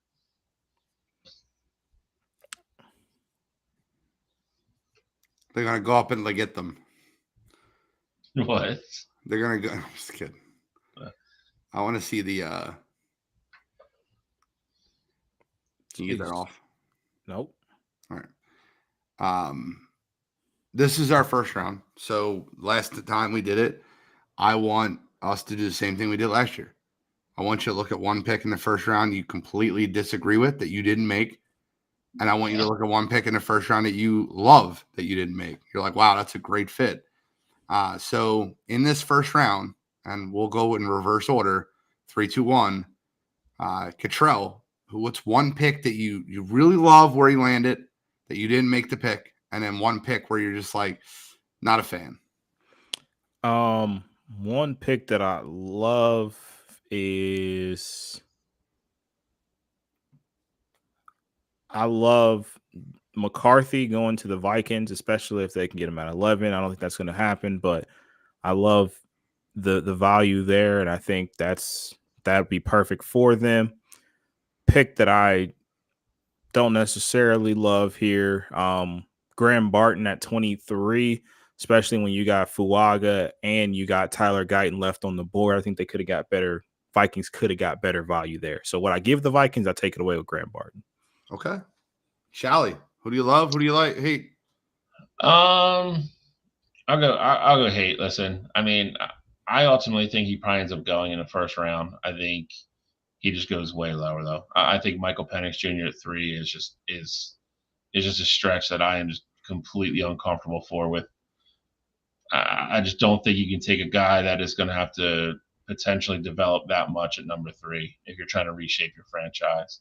I get it, but at the same time, I just think it's a stretch. I think he just has too many holes in his game. But if you don't believe in Drake May, then like I said, I guess I kind of get it. But pick that I love, I would say the one Gene made at the end, down for the Brian Thomas Jr. pick at Buffalo. I think that's an undercover. I would call it a steal. Actually, I guess I think if Buffalo doesn't have to move up, I think they have to take a receiver. But if they can sit there at 28 and he falls to them, that's a tremendous pick if it works out that way for them tomorrow night. I love that pick. Well, I'm going to tell you a pick I love right away, and you can keep it in the same spot you're at right now. I love Chop Robinson going 26 to Tampa Bay. And let me explain to you why. Who's their coach? Todd Bowles. You have a defensive-minded coach to work with a raw talent edge rusher that could be one of the best in the game. I think that's an absolute steal. I love where Chop Robinson landed. I pray that he lands into a situation with a coach that will help him develop, because I feel like Chop Robinson can be a Hall of Famer or he can be an absolute bust depending on the situation that he lands in. He's a genetic freak and he needs the right situation with the right coaching staff. I look at Jordan Mailata, right? Jordan Mailata didn't land with Jeff Stoutland. Would he be in the NFL? And I mean that. Like, would he be in the NFL right now? This was an undrafted guy that most people in Philadelphia want to cut after he had to sit for 2 seasons on our practice squad. Jeff Stoutland turned him into what I think is one of the best left tackles in all football. I still think he's probably in football. I don't know if he is, like you said, I don't know if he's in the conversation for being left tackle. And I don't know if he's as polished or as far along as he is if he's not with Stoutland. So I think there's a lot of credence to what you're saying there. And I didn't really hate a lot of your picks. I hated one of mine. I didn't want to go. I kind of got panicked in Seattle. I don't like where I went there, but that's okay. But the pick I hate that was made the most was Brock Bowers going 9 to Chicago. They have a plethora. And I'll tell you why. I hate it because it screwed up my draft, number one. It's a selfish reason. But the second thing is they have a plethora of talent at the receiver position right now. And I think that them getting Caleb and them having DJ Moore and Keenan Allen and them already having Cole Kmet, like I don't. Cole Kmet's nothing to sneeze at either, really, honestly. No, that's my point. So like I already had him mocked down to me at 10 for the Jets. So Cottrell just upset me. So I'll use him. But I'll be honest with you. I think I made the 2 worst picks of the first round. I don't think Bo Nix should be the 14th pick. I just think that, or 13th pick. I just think that the Raiders are going to end up taking a quarterback, and I think one of those 4 will be there. So I don't think, or one of those, you know what I mean? One of the 4 or 5 will be there before Bo Nix, if I'm being honest with you. But I had the Raiders taking a quarterback of the future, and when you took Drake May at 12 and J.D. McCarthy 11, I kind of made a Raiders pick and panicked. And I think my other bad pick was, and not saying it's a bad pick, but if you go on a 16 with Seattle, Jarzan Newton is a stud, but they have Leonard Williams, and I don't think they're going to go out and get another defensive tackle. So I kind of screwed up a little bit there. So I'll fall on the sword with 2 of my picks. I mean, the only thing I would say about Bo is if somehow the draft does play out that way, I mean, I think the Raiders have to take a quarterback. So I mean, that might be with what they're left. I mean, again, I don't think Minnesota's going to be able to stay at 11 and get JJ. And then I think if they do move up, you know, everybody thinks they're gonna move up to either 5 or 8 to get them. Then I think it gets interesting because I think the teams that need quarterbacks, I think it becomes a race to get Penix and Bo if that's where you are. So then I think that's when the draft gets really interesting tomorrow night, in my opinion. Yeah, they have Gardner Minshew and Aiden O'Connell in their roster. That's the only 2 quarterbacks that they have. And both those quarterbacks cannot start your season. You just can't. No. Like, you might be able to start with Minshew and sell it to your crowd and say, like, we're developing a young quarterback like Bo Nix. Right. If you want to go draft Bo or Penix and say, hey, like, we're going to let Minshew start for the year to develop them until they're ready, you know, that gets Antonio Pierce a pass for year 1. But you can't. You can't open the season with those 2 as QB1 and 2. I mean, I think not have a backup plan. Correct. So I think you can have a backup plan, but if Bo's the only quarterback on the board there at 13, I'm not saying you necessarily don't take Bo, but I think your options could also be to move back, get more value, or take a quarterback in the second round. Because at that point, like, I know, I understand how, you know, quarterbacks work and, you know, the success rate of second round picks, but value is important in drafts. And so if you reach on a quarterback at 13 when you could have got somebody else that's maybe just a smidge worse than them in the second round, then I think that's something you got to consider too. I think who we agree that's who's probably the next quarterback off the board then? Spencer Rattler. Rattler. And I agree with you with your initial premise. If I'm doing that, I'm not taking him at 13. I'm probably calling, you know, the Eagles or teams like that might want to move up like 8 spots, swap a pick here and there. If there's somebody they're in love with on the board that they still want, and take Bo Nix at like 22. Like, I think that makes a million times more sense. I don't know if I'm waiting until round 2 for every quarterback taken before 22. I'm happy with. because the Philadelphia just leave more value on the board for teams that already have quarterbacks. Agreed. And receivers in your case. Yeah, and I think that's why I think you're gonna see people in the 20s get steals. Like, I don't think it's far fetched that Buffalo could get him there. I really don't, because I think you're out of the first 20 picks, 25% of them most likely are going to be quarterbacks, and you're gonna have studs that are just gonna fall down the board, and it's just a domino effect. I mean, obviously you're gonna have Harrison Jr. and Neighbors. I think both go in the top 10, but then after that, I mean, it's you still got Rome, and then you're gonna have Mitchell, all those guys. Like, they're all going to be filtered in with all the tackles. Brock Bowers. I mean, there's going to be a lot of value in the 20s this year. It's a deep draft. Yeah, no. And one thing I'll point out is I think the Philadelphia Eagles are in love with Quinyon Mitchell. Every report I've seen, they really love that kid, and they want him, and they're trying to trade up to get him. And that's what I'm saying. I think that's a perfect thing. I think if it comes to whoever, and they want Bo but don't necessarily want to take him there, or Penix, whoever it is, I think that's the easy phone call for Howie. Hey, flip flop ones, and we'll flip flop somewhere else, and they'll go up and get their guy. I mean, you're not moving up 9 spots in the NFL draft to flip flop ones. They're gonna need a second. No, I said flip flop something else. I mean, but it's not gonna be astronomical. Is my point. And it's a typical Howie move. And somebody else will probably try to do the same thing if they want one of these corners, or they're in love with one of the tackles. Yeah. All right, well, gentlemen, that was our mock draft. I love it. It's the fastest one we ever did. I feel like there was a lot of just really easy picks in this one. Well, it's also we've gotten a little bit more used to what we're doing every year. Next year, we're gonna have I want to have a panel, and have maybe 7 of us or 6 of us picking. I want to have I really want to have a whole setup next year.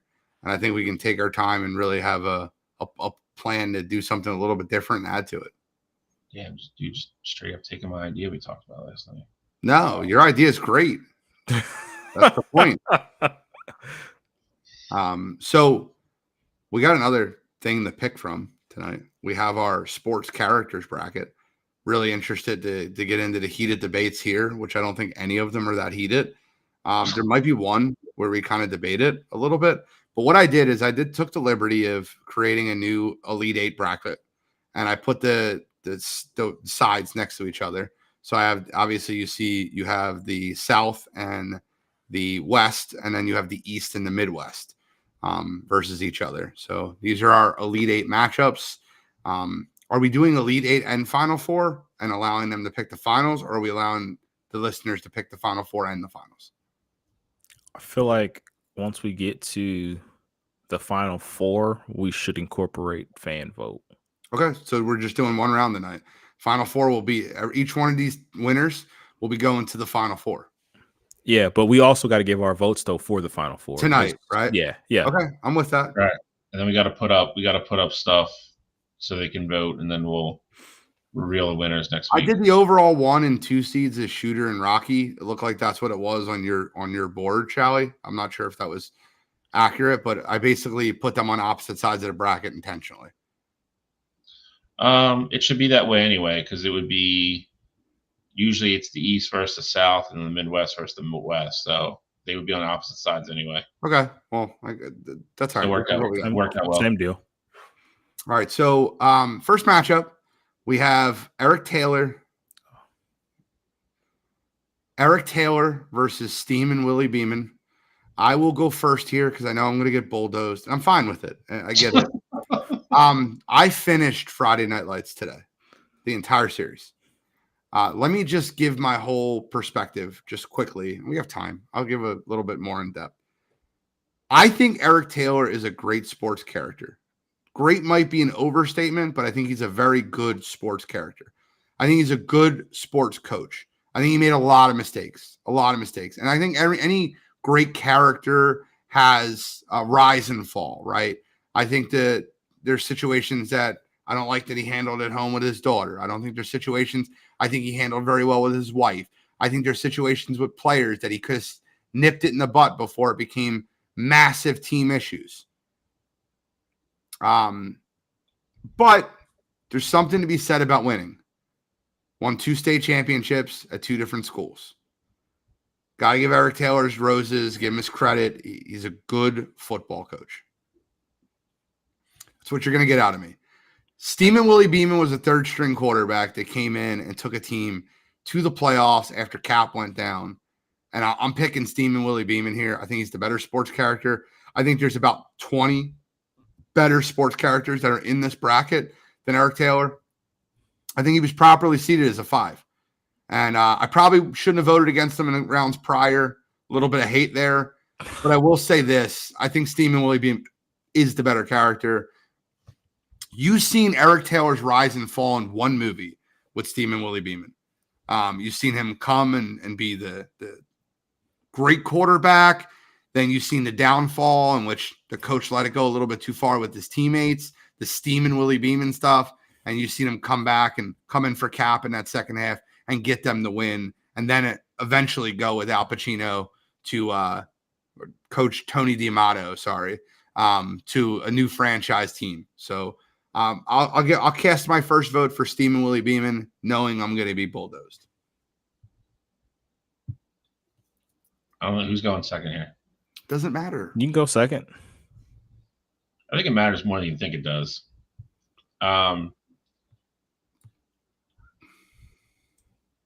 I think a lot of what you said about Taylor's true. I think all great characters have flaws. I think if you show me a character that is perfect, then I don't think it's a great character. There has to be the human error and the human element in them. There's no such thing as a perfect father. There's no such thing as a perfect husband. I think it's more about the way he does certain things, and on top of everything, he's a winner. You mentioned he went to the second school and still won, had to completely rebuild that team and still came out on top, and kind of navigated a really, really crappy situation. Willie Beeman, I think got overlooked a little bit in this, but still made it here. I think he's a good character. I think Jamie Foxx, had I think everything Jamie Foxx does is incredible. I think he's a great actor. But the same light as Eric Taylor. I mean, Willie Beeman has his flaws. Not the best teammate in the world. Kind of matures during the course of the season. And like you want to see with all your great characters, he ends up being the hero at the end. I don't think this is a pushover at all. You keep saying bulldozed, and I think you're not giving me and Cottrell enough credit to You don't have objectivity. Think we do. I'm still going to go with Taylor, but I don't. I don't think it was. No, I mean this sincerely. I mean, Gene brought up a lot of good points, and I think there's a lot of parallels between the two of them. Eric Taylor's just play out over a longer period of time, obviously, with 6 seasons on a TV show versus a 2.5-hour movie. But the rise and the peak are very similar. Again, I think it's very close. I mean, I don't. It's one of those ones where I don't think it's a bulldoze situation at all. I think you're selling Willie a little bit short, and I think you're selling me and Cottrell a little bit short. But I'm not selling Willie short. I picked Willie. I'm going to go with Taylor. All right. Well, I think you guys both make compelling arguments here. Willie, I already told you guys, Willie's music video is better than Tony D'Amato's speech. I'll take that one to my grave. I don't care who disagrees with me. That is blasphemy. I don't give a damn. Willie's music video is better than Tony D'Amato's. The inches we have in our life. I struggle with that, dude. I don't care. I don't care. For that inches speech, you could be used in almost any amount of life. And it could fire you up to go sell cell phones. For me. I mean, I get that. That's cool. But if I want to go be a quarterback for an NFL team, I want to be like Willie.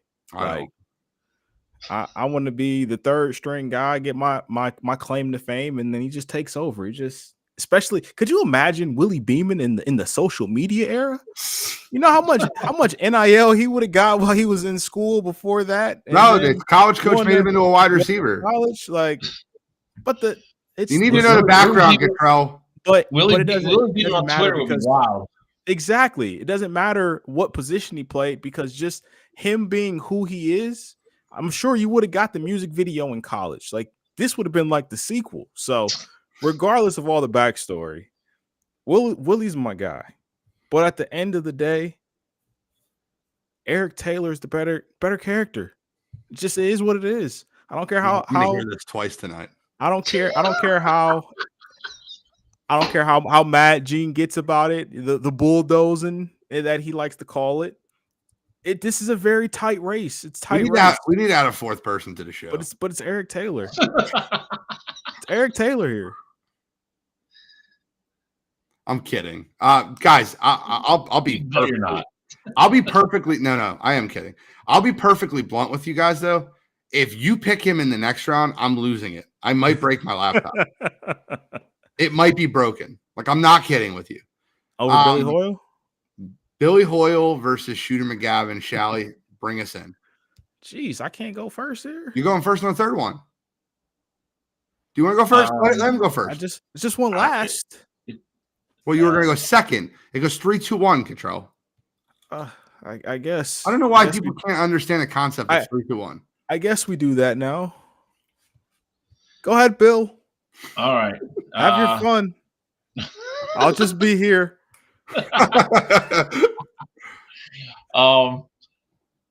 Listen, I think Billy being here is a great run. And this is no slight to that character or that performance or Woody Harrelson. I know a lot of people would argue it's his best role ever, and it's kind of really hard to argue against it. He is kind of the straw that stirs that entire movie. And he has such great chemistry with Wesley Snipes. But you're going up against a Mount Rushmore type guy. The guy that is debatably the best sports villain ever, played perfectly by Christopher McDonald, who still to this day, his Twitter handle is Shooter, and he still plays off of it on a daily basis.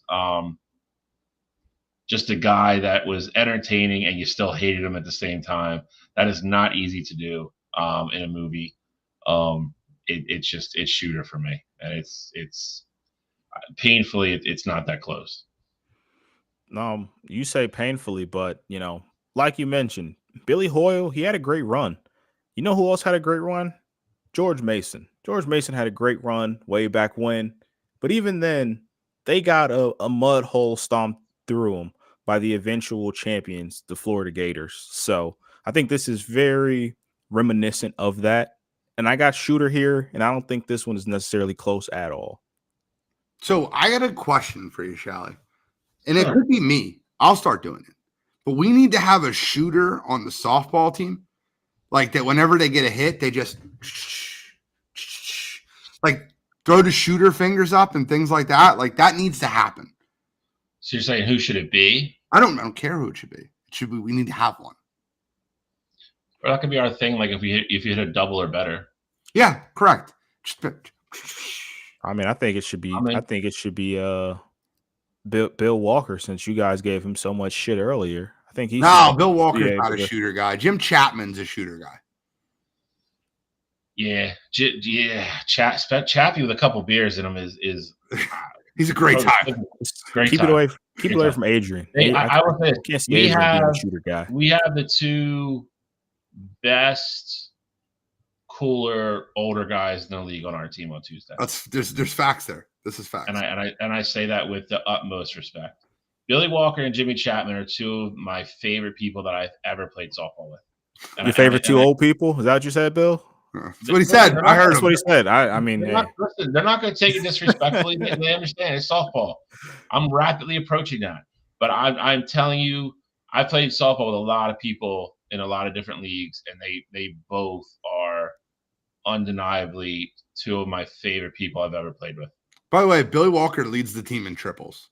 Just to give you a heads up. Facts. He might be leading the freaking league. Yeah, so this is Shooter, and it's Shooter by a landslide. I love Billy Hoyle. You guys know how big of a Billy Hoyle fan I am, but like I don't think there's a better sports villain ever. This is another landslide, guys. Cottrell, you're first. Yeah, so get to go first here on another landslide here. I got Rocky Balboa, and it's not close here. Don't even really know much to say. I guess give Hobbs his credit for being here, but the legend of Rocky will continue to move on in this tournament. And I get to go second on this one. And Cottrell, I'm going to forfeit my first for next round, and you can go first twice in a row because you. No, I don't want to go first. Look 3, 2, 1. I got it. Look, all right. Science. It's stuck up here now. All right. So I'm going to go with Rocky Balboa here, and I love Roy Hobbs. I think the natural was great, but yeah, Rocky Balboa is just the guy. And I'm not giving this speech again, but I memorized it, and it's on my wall. Every day I read it. Rocky Balboa over Roy Hobbs. Yeah, I'm not going to dwell on this. I love Roy. The mythical nature of Roy is awesome, but I mean, Rocky is a made up figure, and a man has a real statue in this city. So that's the impact of that sports character, just to put it lightly. So I will go Rocky. Guys, I think we're on a crash course for Rocky Shooter, and I think it's going to be a really funny one. But it's going to be really funny when you get pissed off. That's what we get. I think it's what we're getting. I'd be shocked not to get that.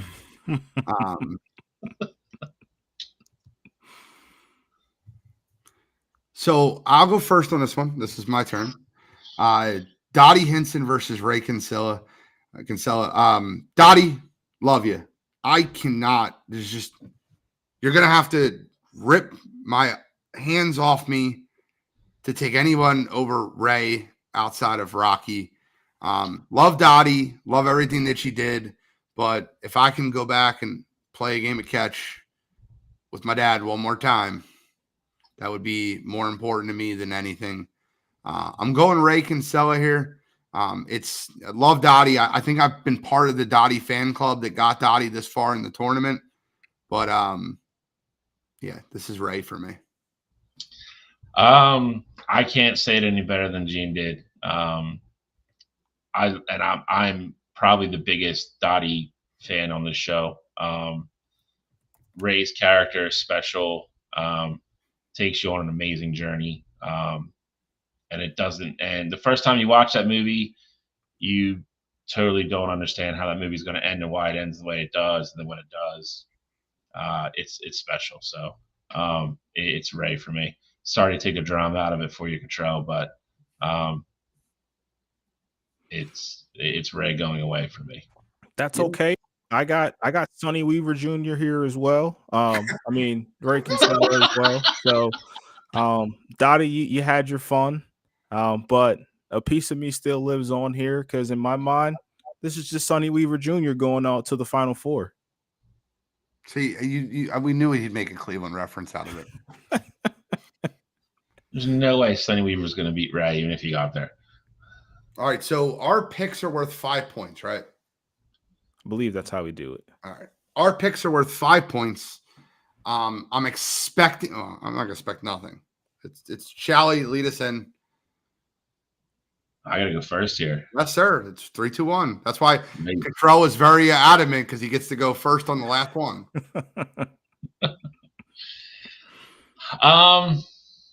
Listen, this is the heavyweight bout. This is the main event. This is what you pay your money to go and show up and watch or pay for your pay-per-view. Yikes. I do not like going first on this. Oh, man.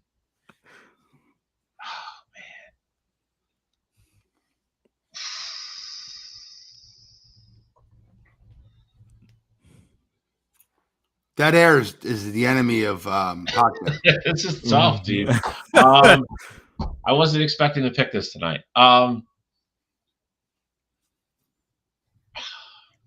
Screw it. I'm going to the wheels fall off. I'm going Taylor. I'm gonna break my laptop.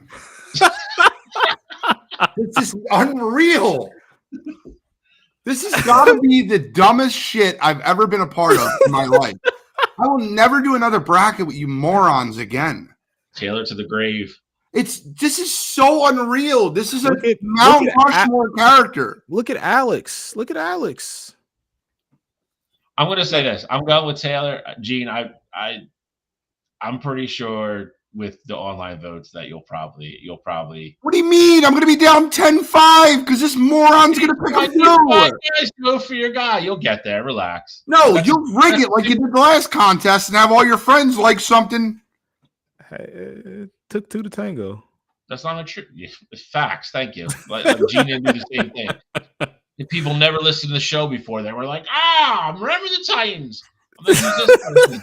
Gene's like, I don't know. This is so ridiculous. So it's this 3-2-1 model here. I'm up, right? Yep.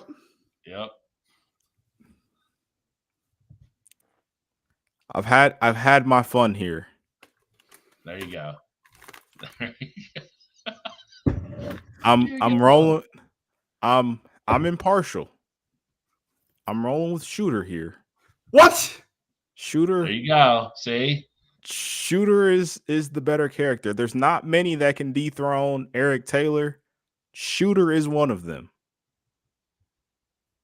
This is So all I got WWE, Shooter. just so you know. What happened? This is all WWE. Yeah, it is. We set this up to give you your moment at the end. No, I don't have my moment. You knew who I'm going with. This is not W. This is you knew Cody's going to finish the story. Shooter McGavin. This is not close. It's not even close. That's why we threw the swerve in there, bro.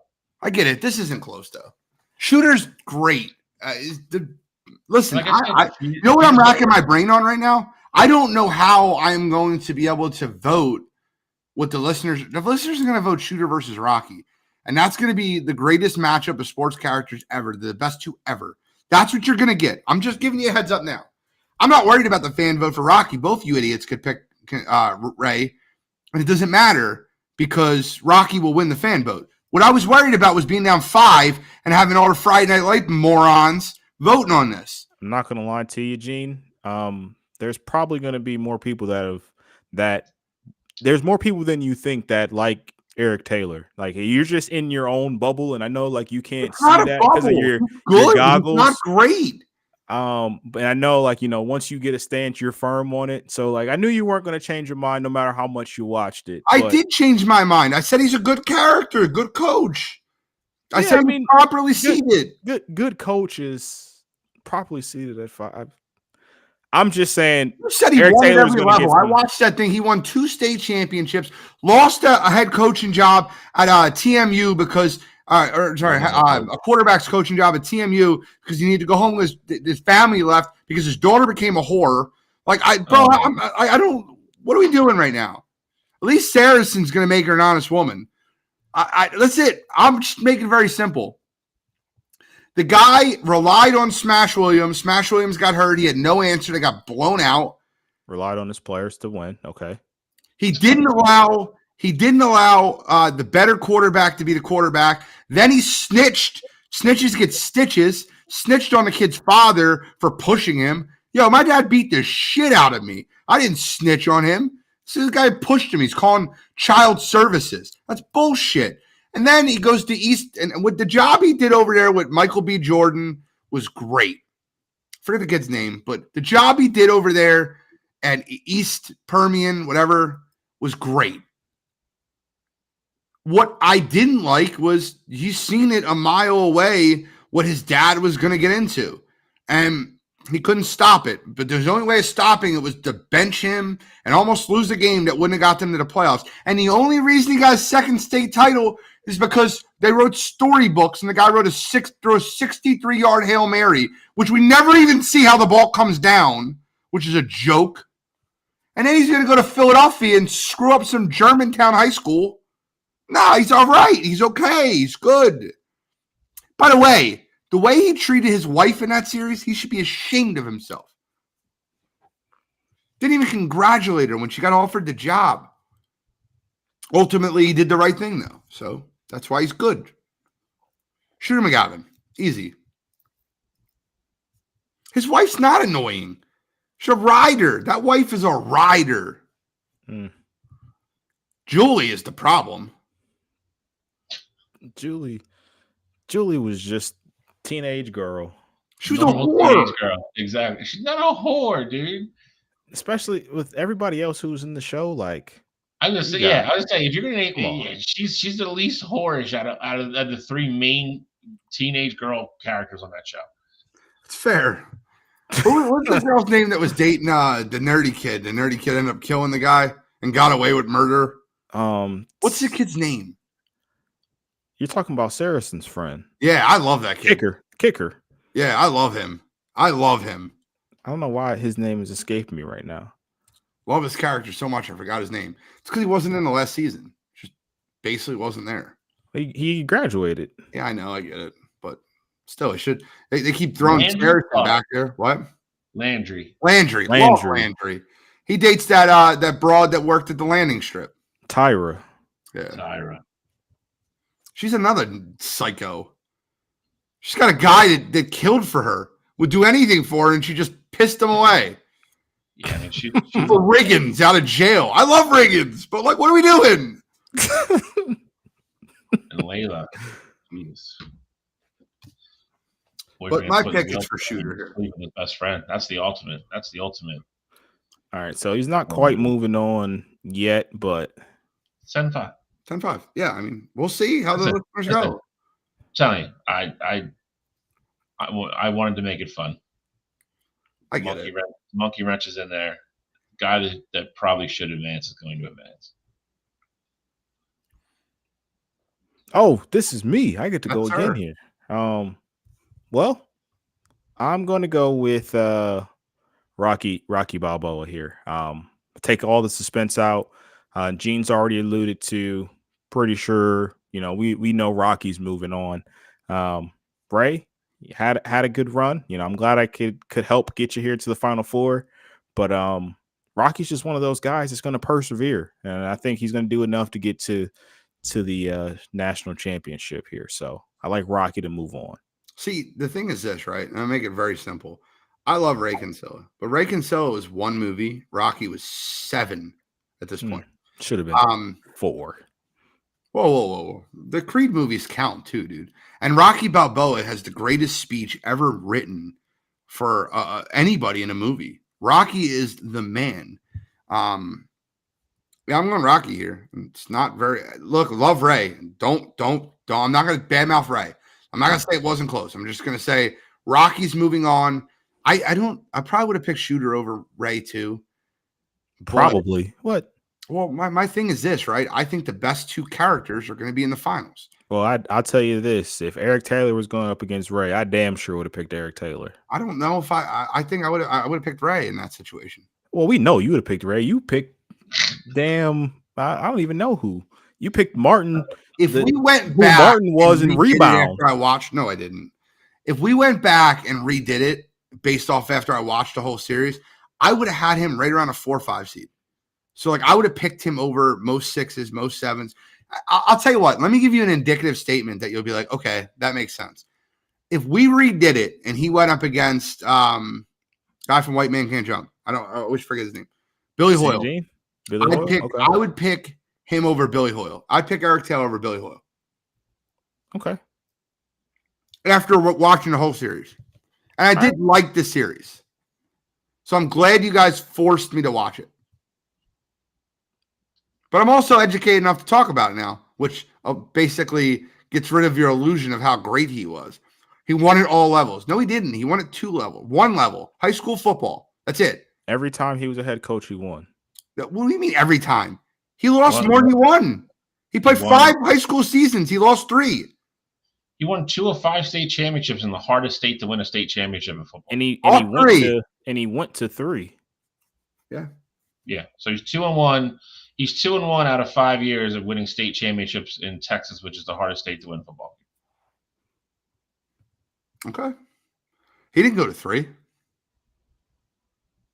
Did not go to 3. Oh yeah, he did go to 3. He lost one. He went to the last one at on the Panthers. You're right. They lost that one. Yep. That's the one where Saracen had to come in because the bratty kid was down 27-0 at halftime. Saracen brought him all the way back and then kicked the field goal to beat him 30-28. I'll give you scores. That's how I knew what I was. What's the bratty kid's name that played quarterback? The rich kid. Yeah. He was a good quarterback. I think about him like the Michigan kid. That's J.J. Tom McCarthy? Brady. No, Tom Brady and Bill. You know the kid. Oh, you're talking about Drew Stanton? Not Stanton, but Drew Henson. Drew Henson, yeah. Drew Stanton. Yeah, he was probably the most hated character in that show for me. I couldn't stand that kid. I liked him at first. I felt bad for him. Yeah, I mean, they make you feel bad for him because of his dad, and then he just becomes a total douche. Yeah. All right, well, I'm going Rocky here. I mean, listen, Rocky's going to win, especially with where we are. I will monkey wrench this one too. I refuse to make. Maybe on the wrong side of history, Bill. That's fine. Fine. I refuse to let Ray go into this fight down 15-0. I will not turn my back on him. I will give Ray my 5 votes, and that's probably all he'll end up with. But I refuse to let him get shut out. He's not gonna. He's getting more than 5. Alex will have his whole baseball show rooting for him. What? I'm not lying. But I think ultimately, we're gonna get the final that we should get. So they're the best too. If you were building a Mount Rushmore sports character, I don't think our Final Four is the Final Four, but I think our Final 2 is definitely on the Final Four. I think you got 3 of the 4 in the Final Four. For my money. I mean, your money. Why don't this, ready? How about this, ready? Why don't we make a post and we ask people where their Mount Rushmore sports characters are and see what they post? I like that. All right. Well, it's been fun, but it's done. Let's get into You Gotta Be Kidding Me, because I know Shalley's got a banger. I got a banger. I hope Charlotte's a banger. I hope I'm not stealing one of yours. You might be. I'll be mad. Because when I saw it, I said, ooh, definitely using that. I am going with Aaron Boone's ejection. Damn it. That's mine. Fine, Gene, just take mine then, because I'll switch to something else. Okay. Aaron Boone's ejection from his game. So the New York Yankees were playing the Miami Marlins, I believe, and Aaron Boone's in the dugout. He's just hanging out, just looking, and the umpire starts getting heckled by one of the Yankees fans behind the dugout, and umpire gets in his feelings, and he says, "That's it. I don't care who said it. You're out of here." Looks at Aaron Boone, says, "You're out of here." Aaron Boone's like, "I didn't even say anything." They're pointing up to the stands like, "Hey, this was the guy who said it." The ump was in his feelings. He didn't care what was going on. Absolutely awful look for baseball. And for him to utter the words, "I don't care who said it," that tells you everything you need to know about that situation. So Major League Baseball, and specifically this ump here that threw out Aaron Boone for literally not saying a single word. Kidding me. All right, so little context, because you're kind of missing a detail. Hunter Wendelstedt is the umpire. Let me just put that out there. But here's the detail you're missing. Aaron Boone was arguing with him about something. He got in an argument with Aaron Boone, turned around and said, "Not another word out of you." It was like and he didn't say anything. And he didn't say anything afterwards. And he sat there with shrugged his shoulders, sat there. Hunter goes back to umping, and the fan yells something at him, and without even looking, without even clarifying it was Aaron Boone, he tossed him from the game. That was a joke. Terrible ejection. It's a terrible look for Major League Baseball. And for him to say, "I don't care if you said it," you got to be kidding me. And that's the perfect moment that you said right there, Control. Gotcha. I'm gonna let Gene, Gene do my other one. I'm gonna go with one that's a little bit different. I'm gonna go with I'm going to go with Gail King on this one. She did an interview with Dawn Staley after they won the national championship, and said some kind of underhanded, disrespectful things. I don't know if they were necessarily on purpose, but you're literally interviewing the coach about her team that had just went 36-0, I think it was, won the national championship. And all Gail King wanted to keep talking about was Caitlin Clark and how everybody was rooting for Caitlin Clark. And, it didn't mean this, it didn't mean that. Listen, I think everybody's missing the entire picture here with this Caitlin Clark thing. You have this person that is becoming transcendent in all of sports, and there's too many women that are being catty about it rather than supporting her and helping bring up the other people that they can bring up along with them. You want to know why people aren't making the money? It's because of this. We argue about LeBron James and Michael Jordan all the time. Everybody does. You will never find a clip where Michael Jordan says LeBron James isn't a great basketball player and vice versa. They can disagree on who's better and who's this, but they still acknowledge each other and acknowledge each other's greatness.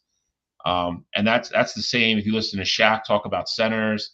You go back to watch old clips with Magic Johnson and Larry Bird and who was better and who was, whatever, and they're friends now. They help promote the game. There is so much stuff that's been said, making the whole women's push right now, which has been great. They're helping stall it out and not make it better and not promote these women into the stars that they can be to help everybody else make more money. You guys are just missing the boat in general, and it's sad. It's all this cattiness. It started with Cheryl Swoops, and now it's going on to other people. Support each other. It's the only way it's going to get better. If you support each other and continue to help, raise one another up, you'll eventually get to where you want to be. But this whole dragging each other down because you're jealousy and all this other stuff, it's all got to stop. So just a general one for me this week. I'm going to let Gene rain on the other one, but that's it for me. Kidding me. I hate all the Caitlin Clark hate. It just drives me nuts. And I also think a lot of the reporters are pissing off a lot of coaches and players by constantly shoving, like, hey, I want to talk about my team. Like, what about Caitlin Clark, though? Like, I don't like that either. So I would be annoyed a little bit also. Shally, thank you. Because I wanted to rant on this and I had stats with it in the whole 9 yards. Touched on it earlier in the show. I'm going to touch on it even more now. I want to read you something real quick. This year, the team that shot the most free throws in all the NBA was the Orlando Magic, 24.5 free throws per game. Second was the Los Angeles Lakers at 24.2. 29th out of 30 teams was the Denver Nuggets. All right, well, let's play game one into it. 20-16 disparity. Lakers shot more free throws than the Nuggets in Denver. Denver shot 17. Lakers shot 13 in game two. First game in the last 11 where Denver shot more free throws than the Lakers. In their whole winning streak, the Lakers have shot more free throws than Denver every game they played except game two. Why I bring that stat up is because I think it was like 7 minutes left in the third quarter. It was 89-69, or it was 69-49 maybe. Lakers. They were up 20 points in the third quarter. They blew a 20-point lead versus the Nuggets from the third quarter on in the second half.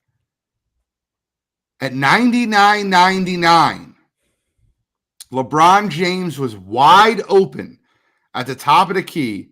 No one was within 3 feet of him. He didn't even have to worry about someone blocking his shot. Misses a wide open three-pointer.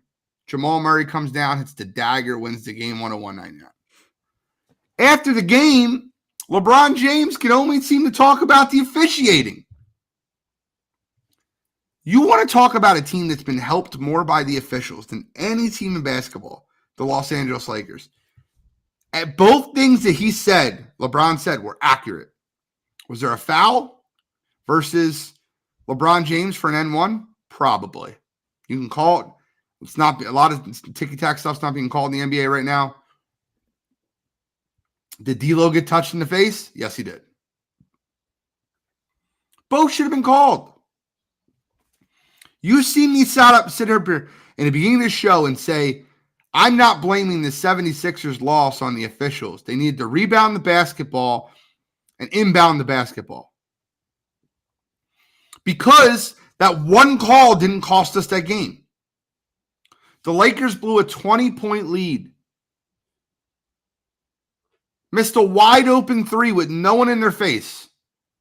But went in the press conference and blamed the officials. LeBron James, you got to be better than that. And for this week, you're definitely Kidding me. It's a joke. Absolute joke. By the way, the Heat are beating the Celtics right now. I couldn't wait to get into that. 85-79 going into the fourth quarter is nuts. Eric Spoelstra making the adjustment. He put Nikola Jovic in the starting lineup, and he's, stat sheet-wise, looked great. It's amazing to me. Nobody outside of Tatum and Brown are in double figures. Kristaps has a minus 29 plus minus tonight.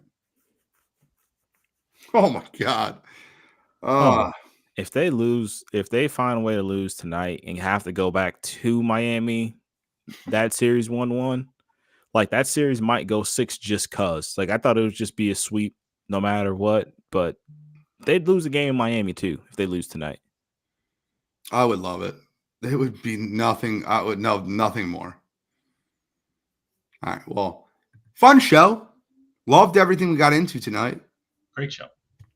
Jovic, not Jokic, Kevin. I know that you're not a big NBA fan. But had fun, a lot of fun talking sports with you guys. Any final thoughts? I got nothing. Billy Walker, still love you. I'll be the cheesy one. Last night I witnessed one of the craziest things I've ever seen on a softball field. I watched a man throw a no-hitter in slow pitch softball, and that was incredible to watch and be a part of. So shout out to Shally for that. Great work on the mound, great work pitching. And I know it's just slow pitch softball, but throwing a no-hitter in slow pitch softball is way harder than it is in baseball. Like, way harder. Yeah, I mean, it sounds I don't think I've ever crazy. seen one, ever. Yeah, I talked to Les last night, and he's actually not sure there's been another one. He was going to research it, so I'm curious to see what he comes up with. It'd be kind of cool to have the only one. But thank you guys for tuning in to Wire2Wire this week. Please give us a share, follow, listen to all our other shows. Tomorrow night, we'll be doing our full draft special, 100% live draft action. Join in with your team. We'll be on YouTube exclusive. We'll be posting the link on Facebook. Make sure you click. Make sure you follow us throughout our journey. We'll be hanging out sideline to sideline. I'm the NFL genius, Gene Walzak. That's Kent State's own, Cleveland's own, College Cottrell, Uncle Shally, Scholastic Shally, No Hit Shally, William Shawcross, and we are signing out.